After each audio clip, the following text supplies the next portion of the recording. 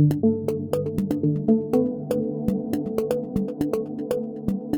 used to be a teacher. I taught in 2 years in a secondary school as a science teacher, teaching chemistry and physics.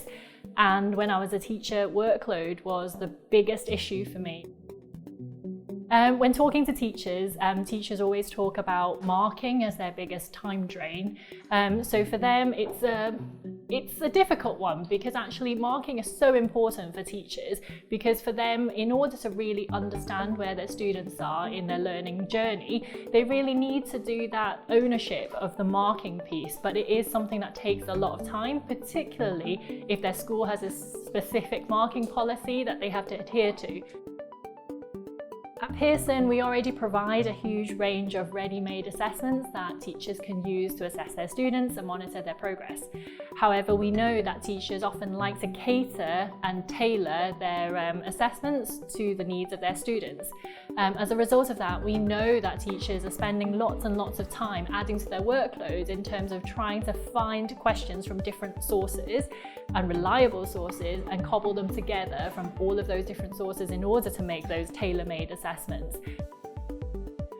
Well, with our assessment builder, teachers can effectively choose topics and questions within those topics from all of the high quality questions that we've written within our pre-made assessments.